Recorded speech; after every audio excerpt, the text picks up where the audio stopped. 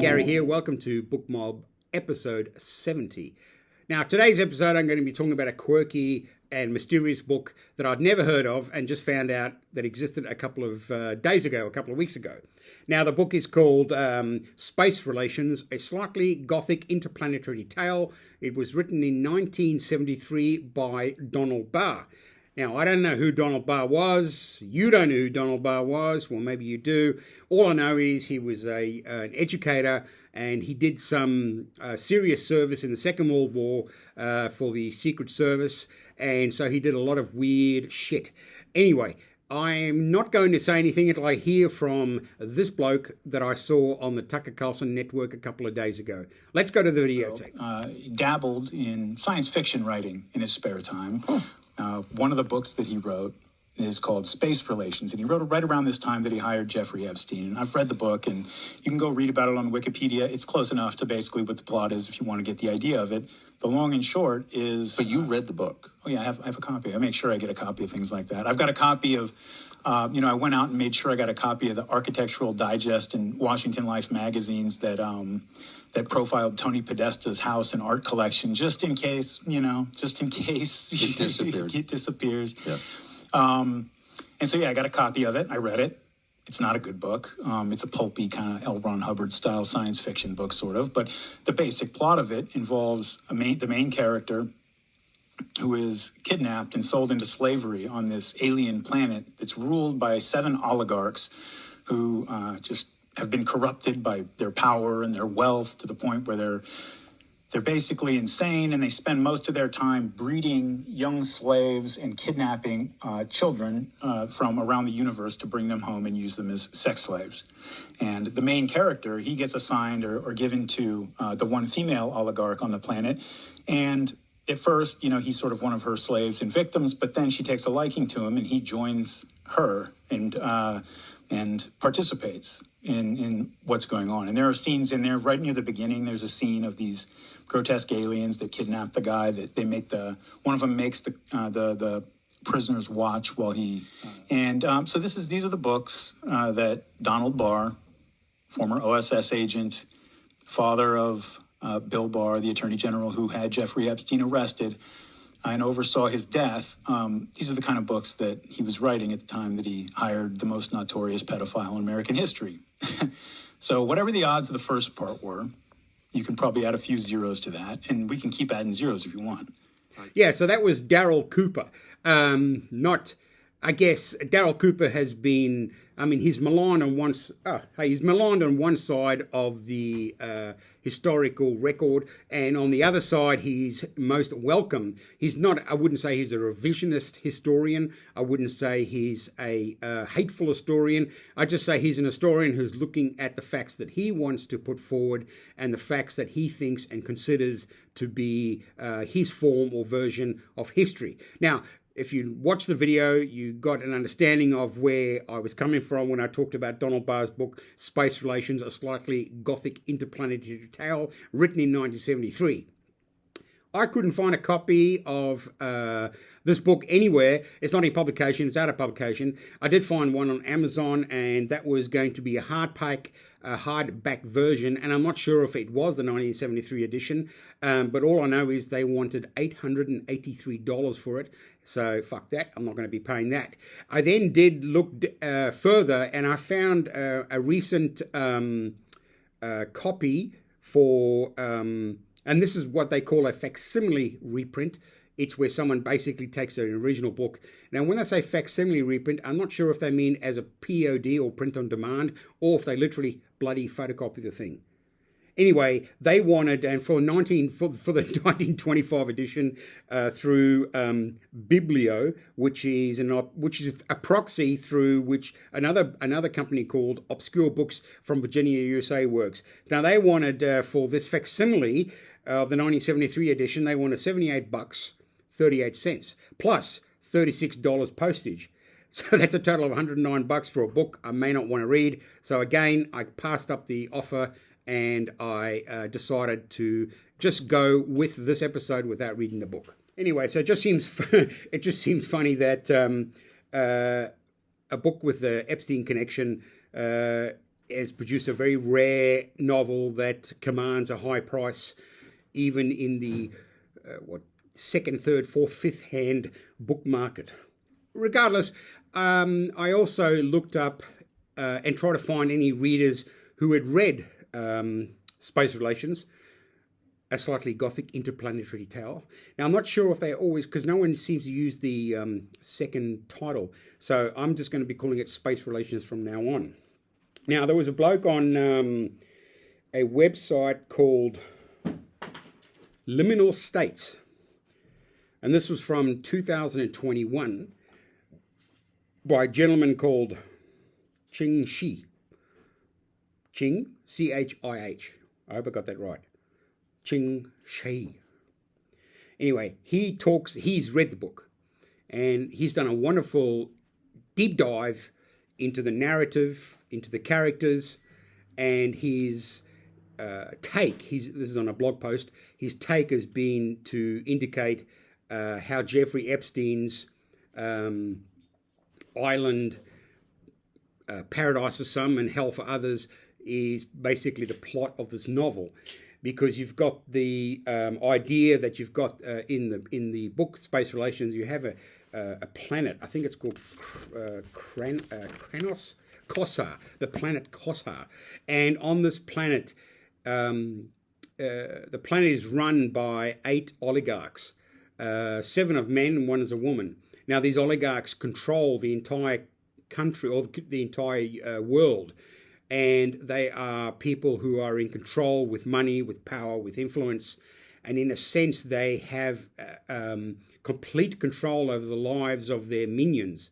Now, what they also do, and you've got to take this into relation to what Joe Rogan euphemistically calls Fuck Island in the Epstein Island, is that on the planet, I think I keep forgetting the name, Kossar, they go around the universe to other planets, all inhabited by humans, because it's, humans have evolved thousands of years in the future, and the various planets have popped up with human activity.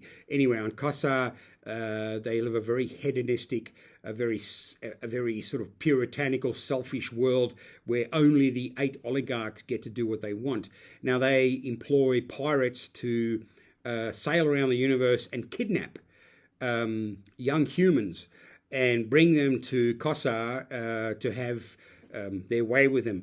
And again, the idea that there was a book written in 1973 about, say, an island in space. The planet Kossar is an island in space, where the writer, Donald Barr, has this sort of sordid narrative, which is, from what I've read, again, from Chi, which is pretty sordid, pretty, not very pleasant.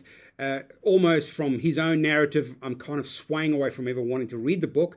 But on the other hand, I guess if I found a regular secondhand copy, I probably would read it purely out of interest and curiosity, because obviously there's no way you can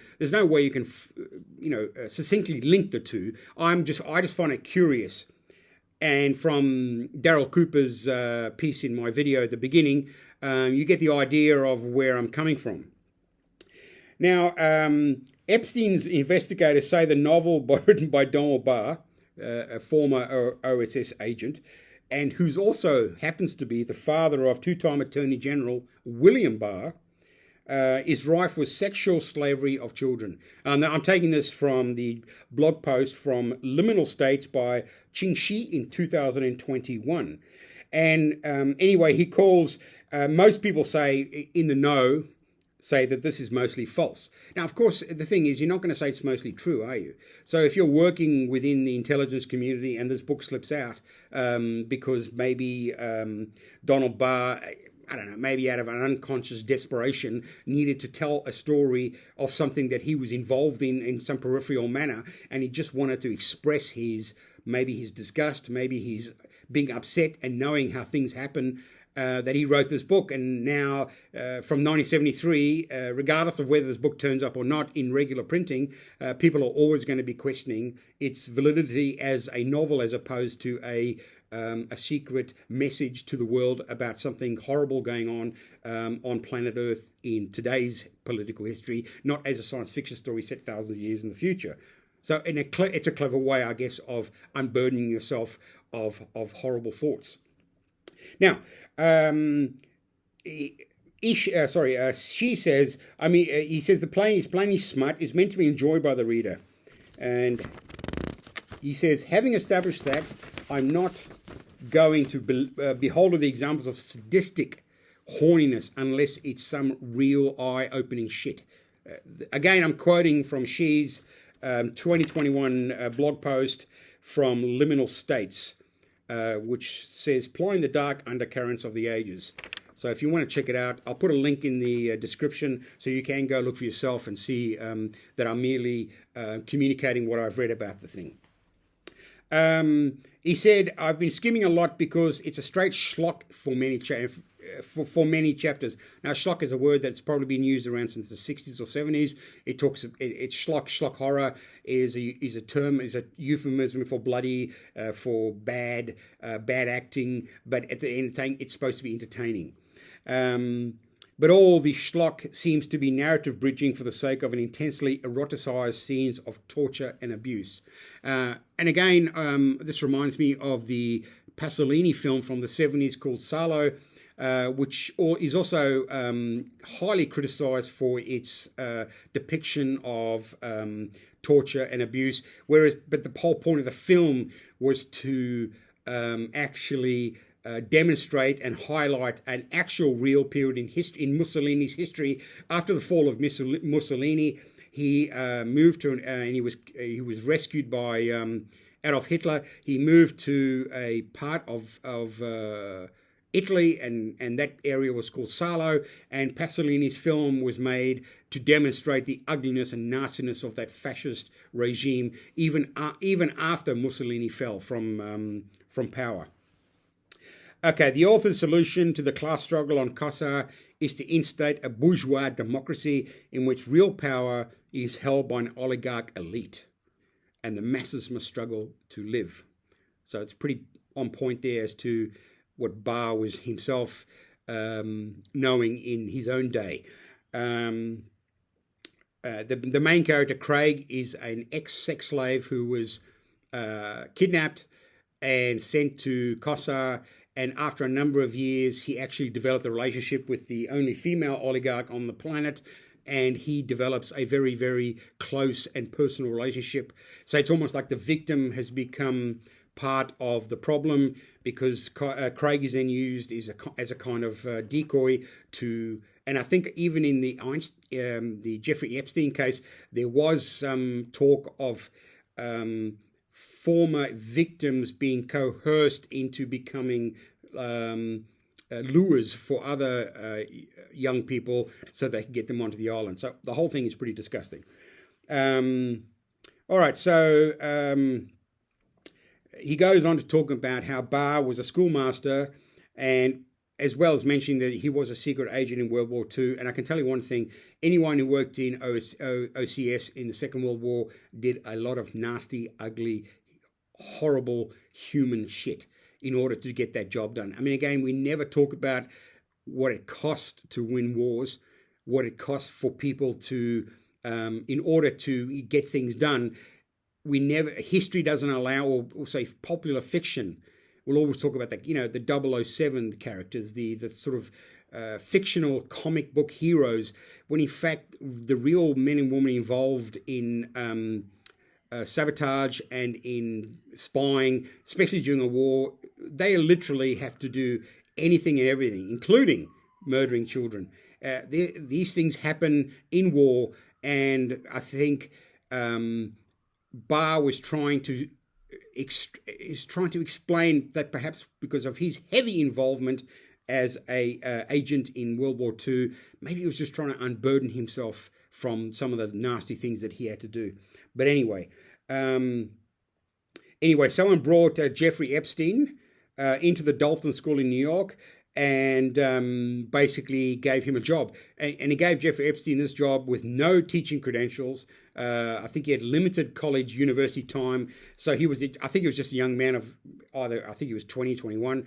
So there does seem to be what is going on? Are they grooming Epstein himself to become an agent? And this is just that Barr is the conduit for that knowledge? Who knows? No one will ever know. I think in 1973, I found one actual review for 1973, and it said, describing the novel as a coruscatingly literate tale for grown-ups.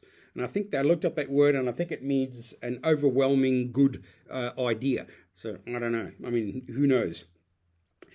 Some other commentary and reviews basically said, viewed the novel as sexualizing minors and fetishizing rape, claiming that such elements were normalized in science fiction. Some have described the novel as highly unsettling due to its depiction of rape and enslaved people, particularly teenage girls and other coercive sex acts. So again, this is a direct link to the actual reality of Jeffrey Epstein's involvement in, again, as Joe Rogan said, fuck Ireland. And he means that in a disgusting sense. It doesn't mean that in a fun sense, that these young children were trafficked to this island and Jeffrey Epstein somehow was involved in it. And again, he's dead. No one knows why he died. They said he committed suicide. Other people say he was murdered. Other people say he's alive. It's like the Elvis thing. You know, I remember when I was a kid and Elvis died, people started saying, "Oh, I saw Elvis at the Burger King down the road," and he became like this sort of messiah of mystery because no one really wanted him dead, and so Elvis keeps popping up throughout history. Anyway, Space Relations, the book, the novel, saw increased public attention, but it certainly didn't spark anyone to republish it or reprint it. And again, that tells me, isn't it strange that something that sparks interest in a novel, a marketable novel, it doesn't get reprinted? Now, to me, that means that either someone said, no, you can't reprint this novel because we've tried to get rid of all the copies. There's only minimal copies left. The reason we don't want to print this is not because of its subject matter, it's because of its closeness to actual reality. And again, this is all supposition. This is all cultural bullshit. It's up to you to make your own mind up. All right, it says here, after Barr's former employee, Jeffrey Epstein, died in a jail cell. Due to the similarities between the violent sexual depictions of space relations and Epstein's own sex trafficking activities and obsessions. Sellers of the novel on eBay explicitly advertises connection to Epstein in the descriptions of it, of course, because they want to make more money. And again, it's hard actually to know how much truth and how much fact is indeed involved in this novel in relation to Jeffrey Epstein, because Barr was an educator at his high school.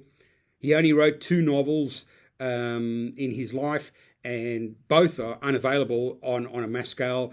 And again, I didn't look at eBay, but like I said, I looked at Amazon. I thought it might just be an out of print softback that you could get anywhere, but it's very, very hard to get.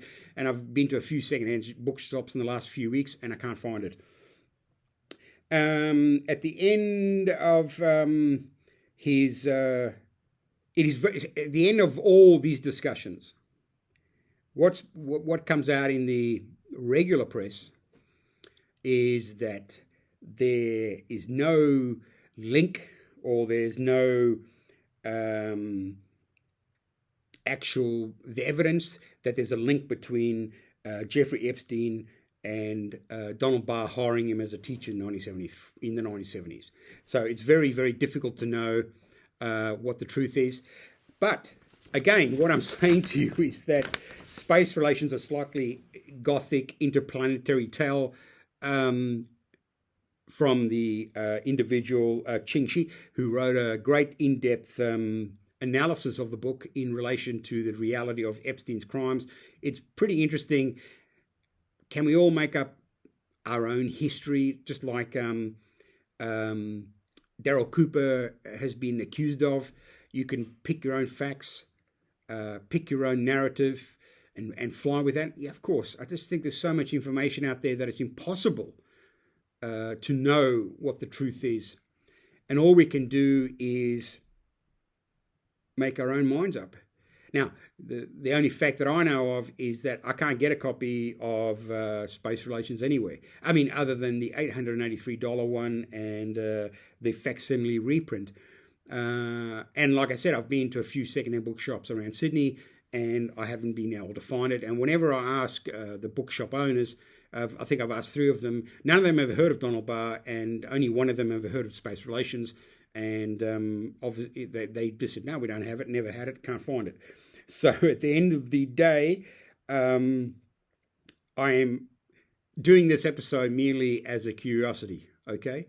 I saw the Daryl Cooper interview, piqued my interest, because they're talking about books, they're talking about literature, they're talking about a science fiction novel, which is my favorite genre, and then they're talking about how, so the writer, Donald Barr, educator, writer, employs Jeffrey Epstein, and then even decades later, Donald Barr's own son has General William Barr as so there's just these tenuous links in culture, and who knows what's true and who knows what isn't.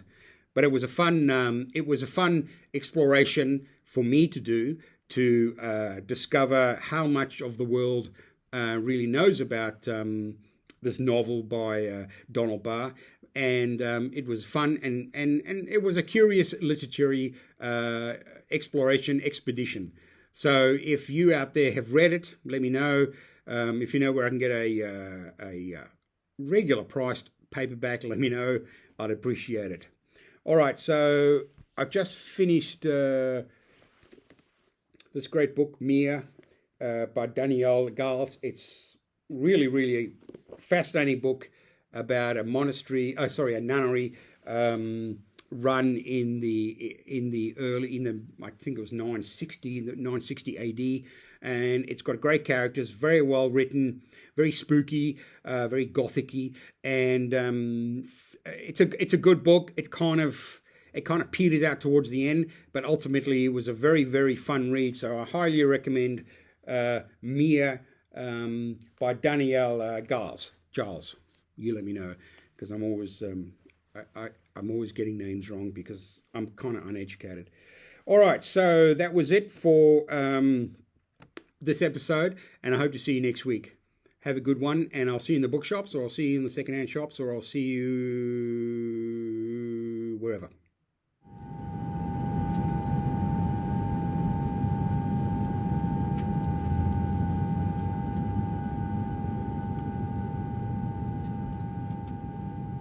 Hey, but